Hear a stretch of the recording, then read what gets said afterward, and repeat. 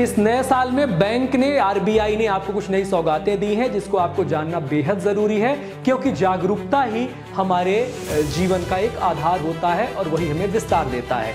जय हिंद साथियों, नमस्कार। मैं हूं आपका दोस्त ललित व्यास पांडे। साथियों, आरबीआई की गाइडलाइन के अनुसार 3 प्रमुख चीजें हैं जो इस साल आपको ध्यान देनी चाहिए, और वो 3 चीजें ये हैं कि अगर आप मान के चलिए कि car loan, home loan, vehicle loan यही है, और पर्सनल लोन, इन 3 प्रकार के लोन ले चुके हैं या लेने वाले हैं, तो आपको 3 चीज़ें बहुत ज़रूरी हैं जो ध्यान रखनी है। जिस प्रकार से फ्लोटिंग रेट चलता है हमारे रेट ऑफ इंटरेस्ट का, तो अगर मान के चलिए कि आरबीआई अपना रेपो रेट डाउन करती है तो हमारा रेट ऑफ इंटरेस्ट रिवाइज होगा। और इसमें 3 साल की जो लॉकिंग पीरियड थी, 3 साल की लॉकिंग पीरियड ये थी कि अगर आपने किसी भी प्रकार का लोन लिया है तो ओवरऑल लोन जो बन रहा है फर्स्ट डे 3 साल तक उसी लोन के हिसाब से आपकी ईएमआई चलेगी। तो वो लॉकिंग पीरियड समाप्त कर दिया गया है। जिस भी दिन रेपो रेट डाउन होती है, आपका सिविल स्कोर बढ़िया होता है, आप ठीक तरीके से अपनी ईएमआई भर रहे हैं, तो आप बैंक जा कर के हमेशा अपना वो चेक करवा सकते हैं।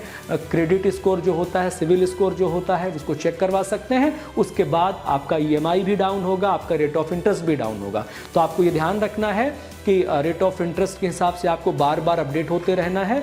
और अगर आप फोरक्लोज करना चाहते हैं तो उसका कोई एक्स्ट्रा चार्ज नहीं देना पड़ेगा। आप कभी भी जा कर के किसी भी समय अपने लोन को चुकता कर सकते हैं, फोरक्लोज करवा सकते हैं। साथ ही आपका क्रेडिट स्कोर पहले जो कुछ भी रहा हो, लेकिन अगर आप बढ़िया तरीके से ईएमआई टाइम टू टाइम दे रहे हैं तो आप बैंक जा कर के अपने बैंक अधिकारी से, लोन अधिकारी से बातचीत करके ये कह सकते हैं कि आप हमारा क्रेडिट स्कोर चेक करिए, हमारा सिविल स्कोर चेक करिए, और उसके आधार पर अगर हमारा रेट ऑफ इंटरेस्ट कुछ प्रतिशत भी घट रहा है, उसके हिसाब से हमारी नई ईएमआई रिवाइज करिए। बहुत बहुत धन्यवाद करते हैं। जानकारी ही बचाव है और जानकारी ही विकास है। जय हिंद, जय भारत, वंदे मातरम। ख्याल रखिए अपना, सतर्क रहिए।